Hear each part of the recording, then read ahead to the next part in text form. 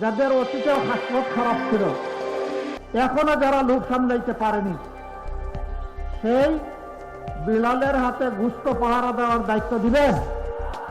এরা রাষ্ট্রের জনগণের মান, জাত এবং ইজ্জতের নিরাপত্তা এরা দিবে? এখনই দিচ্ছে না, তখন দিবে? দিবে না। আফসোস, আফসোস, তারাও মজলুম ছিলেন, কেন যে এখন বদলে গেলেন বুঝতে পারলাম না। বাংলাদেশ জামায়াতে ইসলামীর আমির ডক্টর শফিকুর রহমান বলেছেন, আমরা সকল ধর্মের মানুষকে বুকে ধারণ করে বাংলাদেশ গড়তে চাই। আল্লাহর বিধান কখনো কারো উপর জুলুম করতে পারে না, জুলুম করার প্রশ্নই উঠে না। এদেশে আমরা মুসলমান, হিন্দু, বৌদ্ধ, খ্রিস্টান, নারী পুরুষ, এদেশে বহু নৃতাত্ত্বিক গোষ্ঠী আছে, সাঁওতাল ভাই বোনেরা আছে, সবাইকে নিয়েই আমাদের বাংলাদেশ। আমরা এই জাতিকে আর বিভক্ত হতে দেব না। আমরা ঐক্যবদ্ধ একটি জাতি নিয়ে এগিয়ে যেতে চাই। এজন্য আমাদের 11 দলের স্লোগান হচ্ছে ঐক্যবদ্ধ বাংলাদেশ। জাতিতে জাতিতে, মানুষে মানুষে হিংসা বিদ্বেষ জাগিয়ে রাখতে দেব না। বৃহস্পতিবার বিকেলে রাজশাহীর ঐতিহাসিক মাদ্রাসা মাঠে 11 দলীয় জোটের নির্বাচনী জনসভায় প্রধান অতিথির বক্তব্যে তিনি এসব কথা বলেন। জামায়াত আমির বলেন, আমরা চাই যেখানে আমরা শান্তিতে বসবাস করতে পারবো। আমরা ওই দেশ চাই যেখানে আমাদের শিশুরা পুষ্টি পেয়ে বড় হবে সুস্বাস্থ্যের সাথে, আর শিক্ষা পেয়ে হবে সুনাগরিক। শিক্ষার পরে তার হাতে মর্যাদার একটি কাজ পাবে, ওই দেশটা চাই। আমার মা, আমার স্ত্রী, আমার বোন, আমার মেয়ে, তারা পাবে নিরাপত্তা এবং মর্যাদা। আল্লাহর দেওয়ার সমস্ত অধিকার তারা ভোগ করবে। আল্লাহ ছাড়া কাউকে তারা পরোয়া করার প্রয়োজন তারা অনুভব করবে না। ভয় পাবে একমাত্র আল্লাহ তাআলাকেই।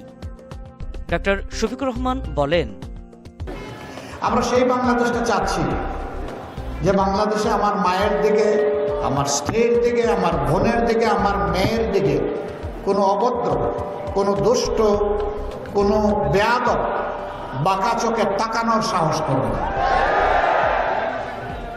সেই বাংলাদেশ আমরা চাই। ওই বাংলাদেশ চাই যে বাংলাদেশে আর ধর্ম, বর্ণ, জাত পাতের ব্যবধানে জাতিকে আর টুকরা টুকরা করতে দেব না। এই বাংলাদেশ ঐক্যবদ্ধ বাংলাদেশ। একজন মুসলমান, হিন্দু, বৌদ্ধ, খ্রিস্টান, তার ধর্মীয় পরিচয় যাই হোক, সে একজন বাংলাদেশী। সমাজের সর্বক্ষেত্রে ন্যায় বিচার চাই, আমরা বৈষম্য চাই না। 11টি দল আমরা অঙ্গীকারবদ্ধ হয়েছে 3টা বিষয়ে। নাম্বার 1, আমরা নিজেরা কেউ দুর্নীতি করব না এবং কোনো দুর্নীতিবাজকে প্রশ্রয় দেব না। নাম্বার 2, সকলের জন্য ন্যায় বিচার, একই বিচার নিশ্চিত হবে। এখানে কোনো রাজনৈতিক দল, নেতা, ব্যক্তি কেউ বিচারের উপর হস্তক্ষেপ করতে পারবেন না। নাম্বার 3, যেই আকাঙ্ক্ষাকে বুকে ধারণ করে বাংলাদেশের মানুষের সত্যিকার মুক্তির জন্য জুলাই সংগঠিত হয়েছে, সেই জুলাই সনদ এবং সংস্কারের সমস্ত প্রস্তাব মেনে নিয়ে তা বাস্তবায়নের ওয়াদা করতে হবে। এই 3 শর্তে যারা একত্রিত হয়েছেন, আমরাই 11 দল একত্রিত হয়েছি। এই জন্য দেখবেন যে আমাদের 11 দলের কোনো ক্যান্ডিডেটের মাঝে কোনো ব্যাংক ডাকাত নাই, চাঁদাবাজ নাই, ঋণ খেলাপি নাই, মামলাবাজ নাই, নারীর ইজ্জত হরণকারী নাই, মানুষের অধিকার হরণকারী নাই। আমরা বেছে বেছে গুনে গুনে চেষ্টা করেছি। এরপরে ভুল হলে আল্লাহ যেন আমাদেরকে ক্ষমা করেন। কারণ আমরা এই বার্তাই জাতিকে দিয়েছি, আগামীতে একটা নূতন বাংলাদেশ আমরা করতে চাই। বলবেন যে তাইলে কি এই সীমানা বড় হয়ে যাবে নাকি?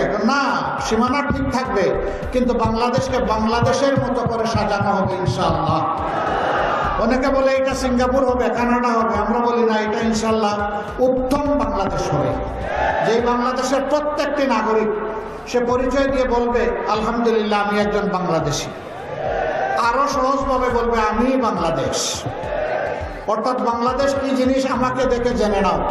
আমরা সেই বাংলাদেশটা গড়তে চাচ্ছি, যেই বাংলাদেশে শিশু, বৃদ্ধ, আবাল বনিতা সকলের অধিকার এবং নিরাপত্তা নিশ্চিত হবে, যেই বাংলাদেশে আমার মায়েরা ঘরে চলাচলে কর্মস্থলে সমস্ত জায়গায় তারা নিরাপদ থাকবেন, সমাজ তাদেরকে মর্যাদা দিতে বাধ্য থাকবে, ওই বাংলাদেশটাই আমরা গড়তে চাচ্ছি।